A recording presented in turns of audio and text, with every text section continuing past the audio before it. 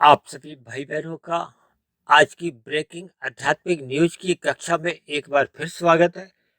आज की चर्चा का विषय है ब्रह्म मुहूर्त का किया हुआ संग एक कवच है।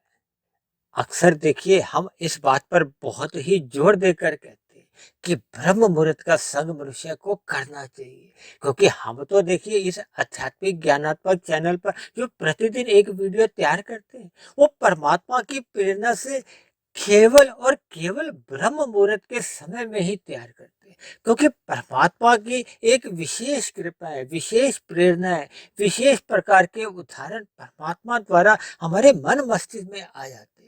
और उन उदाहरणों द्वारा हम शास्त्रों के जो एक गूढ़ रहस्य हैं उनको समझने में हमें आसानी होती है। और वैसे भी देखिए ये जो ब्रह्म मुहूर्त है ये प्रकृति के सतोगुण का एक शुद्धतम अवस्था होती है। इस ब्रह्म मुहूर्त को देखिए शास्त्रों में अधिकांश स्तर पर 4 से 6 एक मोटे स्तर पर कह दिया जाता है, लेकिन हमने अपनी सभी चर्चाओं में सूर्य निकलने से पूर्व के जो 2 घंटे 40 मिनट का समय होता है, देखिए अगर सूर्य 7 बजे निकलता है तो उससे पूर्व के 2 घंटे 40 मिनट का समय आप ब्रह्म मुहूर्त का मानो। यदि सूर्य 6 बजे निकलता है तो 6 बजे से पूर्व के जो 2 घंटे 40 मिनट का समय होता है, क्योंकि सूर्य निकलने का समय लगभग 7 बज के 20 22 मिनट तक पहुंच जाता है जनवरी में। और यही जून जुलाई में देखिए ये 5 बजकर 25 मिनट पे भी पहुंच जाता है। यानी कि सूर्य निकलने की जो एक समय का जो एक परिवर्तन है ये प्रकृति के ये जो एक विभिन्न प्रकार की जो स्थितियां बनती हैं उसके आधार पे इसमें परिवर्तन होता है। लेकिन हमने ब्रह्म मुहूर्त को सदा ही सूर्य निकलने से पूर्व की जो 1 2 घंटे 40 मिनट की स्थिति होती है उससे जोड़ा है। देखिए 24 घंटे का समय होता है, 24 घंटे में ये 3 गुण सदा एक क्रम में आते हैं। शाम को जैसे ही सूर्य डूबता है तो तमोगुण का आरंभ हो जाता है, तो मोटा मोटी 8 घंटे का तमोगुण रहता है। फिर 8 घंटे का तमोगुण के बाद फिर 8 घंटे का सतोगुण आ जाता है। उसी 8 घंटे के सतोगुण में देखिए 3 स्थितियां होती हैं। एक सतोगुण तो गुजरे हुए तमोगुण से प्रभावित होता है, और एक स्थिति जो सूर्य निकलने के बाद की होती है 2 घंटे 40 मिनट की, वो रजोगुण से प्रभावित होता है, क्योंकि क्रियाएं होनी आरंभ हो जाती। और सूर्य निकलने से पूर्व का जो 2 घंटे 40 मिनट का समय होता है वो एक शुद्ध सतोगुण ही गिना जाता है। शुद्ध सतोगुण वैसे तो देखिए प्रकृति में होता ही नहीं, प्रकृति का जो एक सतोगुण है उसमें जो एक शुद्धतम अवस्था होती है, इसलिए तो ब्रह्म मुहूर्त शब्द कहा जाता है। ब्रह्म शब्द देखिए परमात्मा के लिए आता है, मुहूर्त को समय से जोड़ा जाता है, इसलिए क्योंकि परमात्मा से जुड़ना एक आसान स्थिति होती है, क्योंकि प्रकृति के 3 गुणों में तमोगुण से 10 गुना अच्छा रजोगुण कहा जाता है, रजोगुण से भी 10 गुना अच्छा सतोगुण कहा जाता है, और सतोगुण में भी जो 3 स्थितियां बनती है उसमें ये ब्रह्म मुहूर्त की स्थिति एक शुद्धतम मानी जाती है।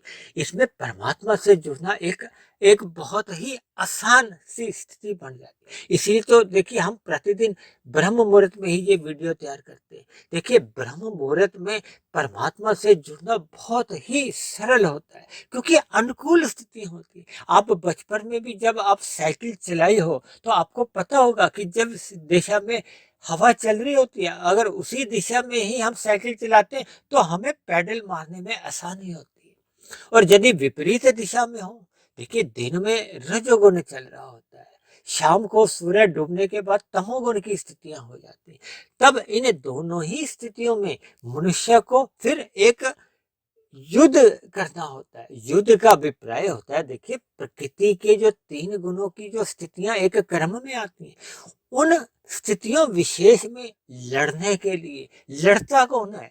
आपका हमारा जो अंतःकरण है। अंतःकरण का अभिप्राय देखिए कार्य शरीर में जैसे जैसे आपके हमारे संस्कार बने होते हैं, यदि मनुष्य ब्रह्म मुहूर्त का संग अधिक करता है, जब प्रतिदिन ब्रह्म मुहूर्त का संग करता है और अपना मिला हुआ समय वो परमात्मा के ध्यान में, साधना में, शास्त्रों को पढ़ने में, यानी कि प्रत्यक्ष रूप से या अप्रत्यक्ष रूप से आत्मा और परमात्मा का एक योग की स्थिति को ही एक अनुकूल परिस्थिति का वातावरण मिलता है, जिसमें परमात्मा से जुड़ने में मनुष्य को अधिक मेहनत नहीं करनी होती। इसीलिए मैंने इसको ब्रह्म मुहूर्त को देखिए एक कवच के साथ जोड़ा। कवच का अभिप्राय क्या होता है?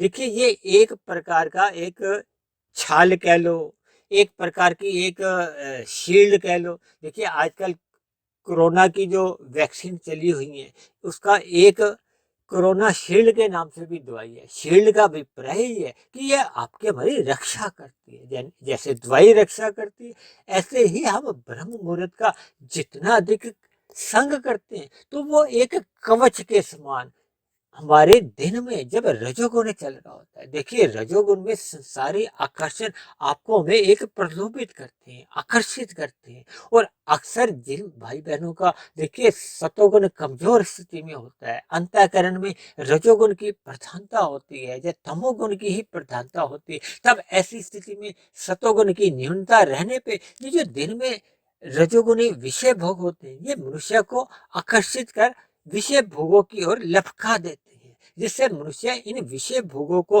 भोगने में वो एक फिसल जाता है। फिसलता वही है जब मनुष्य का जो एक अंतःकरण में सत्वगुण की न्यून स्थिति होती है। सत्वगुण की न्यून स्थिति उन्हीं भाई बहनों की होती है। देखिए इसमें बुरा मानने की बात नहीं। जब जब आप और हम भाई बहन इस मिले हुए ब्रह्म मुहूर्त का, देखिए मैं ब्रह्म मुहूर्त को अक्सर एक सतयुग से भी जोड़ता हूँ। देखिए दिन में जैसे कई प्रकार की जो स्थितियां आती हैं, देखिए जैसे प्रकृति में सतयुग, त्रेता, द्वापर और कलयुग आ जाते हैं।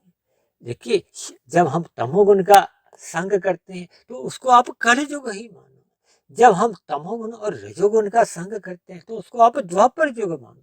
जब हम सतोगुण और रजोगुण का संग करते हैं तो उसको आप त्रेता युग मानो। और जब जब आपके हमारे जीवन में सतोगुण की प्रधानता बनी रहती है, यानी कि हम ब्रह्म मुहूर्त का एक नियमित संग करते हैं, तो फिर परमात्मा से जुड़ने में मनुष्य को कोई दिक्कत नहीं आती, किसी भी प्रकार का कोई अवरोध नहीं आता। जब वो परमात्मा से जुड़ जाता है, जब परमात्मा से जुड़ने के उपरांत फिर उसका इन राशि गतिविधियों से सहज ही ज्ञान पूर्वक वैराग्य होने लगता है। और शाम को जब तमोगुण का आरंभ होता है तो फिर वो तमोगुण का जो एक दूषित प्रभाव से भी अपने आप को बचा लेता है। यानी कि रात को ऐसे सात्विक मनुष्य जल्दी सो जाते हैं ताकि वो ब्रह्म मुहूर्त के समय आने से पूर्व ही अपने आप को एक जागृत अवस्था में ले आते हैं, ताकि ब्रह्म मुहूर्त की स्थिति का अधिक से अधिक लाभ उठाया जाए। इसीलिए तो देखिए मैंने इसको कवच के साथ जोड़ा है, शील्ड के साथ आप जोड़ सकते हो। क्योंकि दिन में रजोगुण और तमोगुण से लड़ने के लिए आपके हमारे पास जितना अधिक सतोगुण की प्रधानता होती है, तो फिर ये सतोगुण ही तमोगुण और रजोगुण को एक परास्त कर देता है, हरा देता है। यानी कि मनुष्य की अपने मिले हुए जीवन में इन प्रतिकूल परिस्थितियों से, देखिए रजोगुण और तमोगुण को आप प्रतिकूल परिस्थितियों से भी जोड़ सकते हो। देखिए ये मन को समझाने की बात है। हम जितना अधिक सतोगुण से जुड़ते हैं तो ये एक हमारे आपके जीवन में अनुकूल परिस्थिति है। जितनी अधिक आपके हमारे जीवन में ब्रह्म मुहूर्त का किया हुआ संग एक कवच का काम करेगा, तो फिर हम दिन में रजोगुण से भी जीत जाते हैं। यानी कि हम विषय भोगों के प्रति एक आवश्यक मर्यादा बनाए रखते हैं। हम उन विषय भोगों की गलियों में आवारागर्दी करने से बच जाते हैं।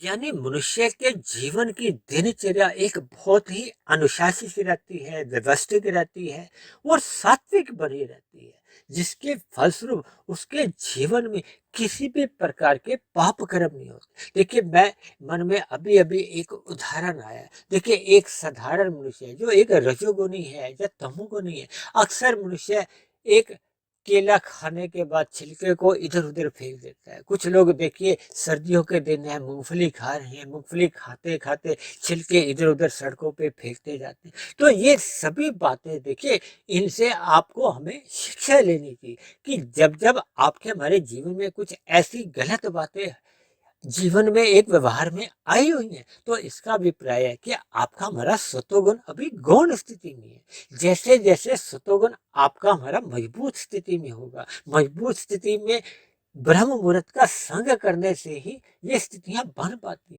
यानी जब जब आपका हमारा ब्रह्म मुहूर्त का किया हुआ संग एक कवच का काम करेगा, तो फिर आपके हमारे जीवन में ये जो छोटे छोटे पाप, जैसे मैंने अभी आपको उदाहरण देकर समझा, ऐसे दिन में विभिन्न प्रकार की देखिए स्थितियां बनती हैं, चाहे वो झूठ बोलने की हो, चाहे वो हेरा फेरी की हो। यानी कि मनुष्य अपने कर्तव्य कर्मों के प्रति सचेत बना रहता है, उसको इस बात का बोध बना रहता है कि मेरे दिनचर्या में छोटे से छोटा कर्म भी धर्मानुसार हो, प्रकृति के नियमों का पालन करने में सहायक हो, किसी भी प्रकार का वो प्रकृति के गुणों के विपरीत कार्य नहीं करता। परमात्मा द्वारा जो एक ऋषिगत ग्रंथ है, उन ऋषिगत ग्रंथों में कही गई बातों को अपने व्यवहार में, अपने जीवन में अपनाता है, यानी कि उसकी दिनचर्या सात्विक बनी रहती है। ये तभी संभव हो पाती है कि जब हमारे पास ब्रह्म मुहूर्त का किया गया संग एक कवच रूप में हमारे साथ बना रहता है। देखिए, आप सभी भाई बहनों को शायद महाभारत में एक कर्ण का, एक दृष्टांत का एक बोध होता हो, तो कर्ण के ऊपर भी छाती पर एक कवच था। उस कवच के कारण ही उसकी उस स्थान विशेष पर कभी भी कोई हथियार अपना घातक रूप में एक प्रहार नहीं कर सकता था। लेकिन जैसे ही वो अपने कवच को उतार देता है, तो फिर उसकी एक मृत्यु की एक स्थिति बनती है। देखिए, इन सभी उदाहरणों को अब अभिप्राय केवल हमें कवच के अर्थ को समझने तक ही लेना है, ताकि हम सभी भाई बहनों के जीवन में ब्रह्म मुहूर्त का अधिक से अधिक संग हो, यानी कि ये आपके हमारे जीवन में एक कवच का काम करे। तो ऐसी सभी शुभ स्थितियां हम सभी भाई बहनों के जीवन में भी बने। इन्हीं शब्दों के साथ ही आज की चर्चा विशेष को हम यही विश्राम देते हैं।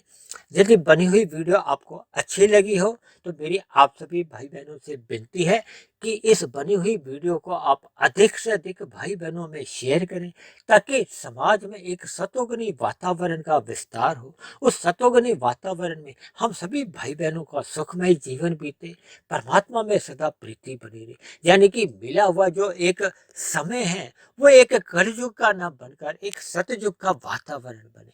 तो ऐसी सभी शुभ स्थितियां हम सभी भाई बहनों के जीवन में तभी बन पाते हैं जब मनुष्य ब्रह्म मुहूर्त का संग करता है।